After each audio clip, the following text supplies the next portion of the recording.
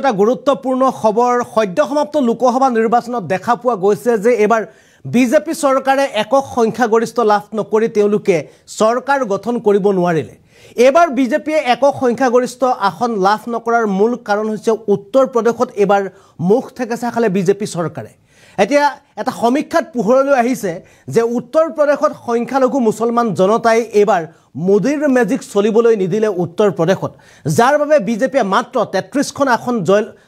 33খন আসন লাভ কৰিবলৈ সক্ষম হোৱাৰ বিপৰীতে সমাজবাদী পাৰ্টিয়ে তাত 37খন আসন পাবলৈ সক্ষম হোৱাৰ লগতে কংগ্ৰেছে 6খন আসন লাভ কৰিলে। আৰু এইবাৰ উত্তৰ প্ৰদেশত মোদীৰ মেজিক চলিবলৈ নিদিলে সংখ্যালঘু জনতাই। আৰু এই মুহূৰ্তত জনাব বিচাৰিছোঁ এটা গুৰুত্বপূৰ্ণ খবৰ, এটা গুৰুত্বপূৰ্ণ খবৰ। মুছলমান ভোটাৰে উৎখাত কৰিলে বিজেপিক। যোগীৰ দুৰ্গত মুখ্যম আঘাত দলিত সংখ্যালঘু মুছলমানৰ। দলিত মুছলমান ভোটাৰে মন জয় কৰাত ব্যৰ্থ হ'ল যোগী চৰকাৰ। যোগী চৰকাৰে দলিত আৰু মুছলমানসকলৰ মন জয় কৰিবলৈ সক্ষম নহ'ল। উত্তৰ প্ৰদেশত 92% সংখ্যালঘু মুছলমানে ভোট দিলে ইণ্ডি মিত্ৰজোঁটক। মাত্ৰ 2% সংখ্যালঘু মুছলমানে ভোট দিলে এনডিএ মিত্ৰজোঁটক। উত্তৰ প্ৰদেশত মোদী মেজিক চলিবলৈ নিদিলে মুছলমান ভোটাৰে। এবাৰ মুছলমান ভোটাৰে উত্তৰ প্ৰদেশত মোদীৰ মেজিক চলিবলৈ নিদিলে। মুছলমান অন্যান্য পিছপৰা জাতিয়ে এবাৰ ইণ্ডি মিত্ৰজোঁটৰ পক্ষত ভোট দিয়া পৰিলক্ষিত হৈছে। আৰু CSDC লোকনীতি পোষ্ট পোল সমীক্ষাত পোহৰলৈ আহিছে এই তথ্য। সমীক্ষাৰ মতে জনতাৰ কাষলৈ যোৱাত ব্যৰ্থ হ'ল এবাৰ বিজেপি চৰকাৰ।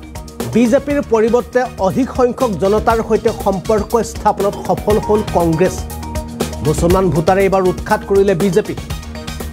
আৰু মোদীৰ মেজিক উত্তৰ প্ৰদেশত চলিবলৈ নিদিলে, আৰু যাৰ বাবে এইবাৰ একক সংখ্যাগৰিষ্ঠ আসন লাভ কৰি কেন্দ্ৰত চৰকাৰ গঠন কৰিব নোৱাৰিলে বিজেপিয়ে। আৰু এনডিএৰ সহায়ত অৰ্থাৎ নেশ্যনেল ডেম'ক্ৰেটিক এলায়েন্সৰ সহায়ত এইবাৰ বিজেপিয়ে মৰ্চা চৰকাৰ গঠন কৰিলে কেন্দ্ৰ। কিন্তু এইবাৰ একক সংখ্যাগৰিষ্ঠ লাভ নকৰাৰ মূল কাৰণ হৈছে যে উত্তৰ প্ৰদেশত বিগত নিৰ্বাচনত দেখা পোৱা গৈছিল যে বিজেপিয়ে অকলে যথেষ্ট সংখ্যক আসন লাভ কৰিবলৈ সক্ষম হয় উত্তৰ প্ৰদেশত। কিন্তু এইবাৰ মোদীৰ মেজিক নচলিল, কিয়নো যদি এইবাৰ লোকসভা নিৰ্বাচনৰ যদি চিট শ্বেয়াৰিঙৰ দিশটো চোৱা যায় তেন্তে ভাৰতীয় জনতা পাৰ্টি অৰ্থাৎ বিজেপিয়ে এইবাৰ মাত্ৰ 33খন আসন পাবলৈ সক্ষম হ'ল উত্তৰ প্ৰদেশত।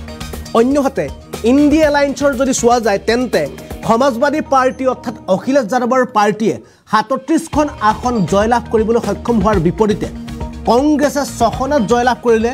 আনহাতে ৰাষ্ট্ৰীয় লোকদলে 2টা চিট অৰ্থাৎ 2টা সমষ্টিত জয়লাভ কৰিবলৈ সক্ষম হ'ল। অৰ্থাৎ ভাৰতৰ সকলোতকৈ বৃহৎ সকলোতকৈ ডাঙৰ লোকসভা সমষ্টি থকা ৰাজ্য উত্তৰ প্ৰদেশত এইবাৰ গৰিষ্ঠ সংখ্যক ভোটাৰে অৰ্থাৎ সংখ্যালঘু যিসমূহ ভোটাৰ আছিল, যিসকল দলিত ভোটাৰ আছিল, এই দলিত ভোটাৰসকলে সম্পূৰ্ণৰূপে বিজেপি অৰ্থাৎ মোদীৰ পক্ষত ভোট নিদিলে।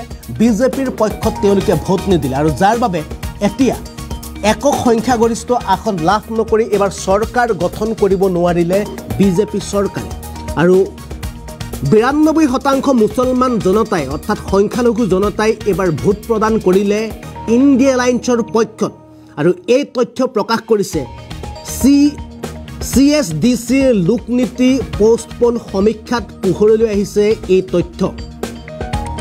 আৰু মুছলমান ভোটাৰে উৎখাত কৰিলে বিজেপিক। যোগীৰ দুৰ্গত মুখ্যম আঘাত দলিত মুছলমান সংখ্যালঘু জনতা। উত্তৰ প্ৰদেশত 92% সংখ্যালঘু মুছলমানে ভোট দিলে ইণ্ডি মিত্ৰজোঁটক। ইফালে 2% সংখ্যালঘু মুছলমানেহে কেৱল ইণ্ডিয়া মিত্ৰজোঁটক ভোট প্ৰদান কৰিলে, অৰ্থাৎ নেশ্যনেল ডেম'ক্ৰেটিক এলায়েন্সক ভোট প্ৰদান কৰিলে। উত্তৰ প্ৰদেশত এইবাৰ মোদীৰ মেজিক চলিবলৈ নিদিলে মুছলমান ভোটাৰে।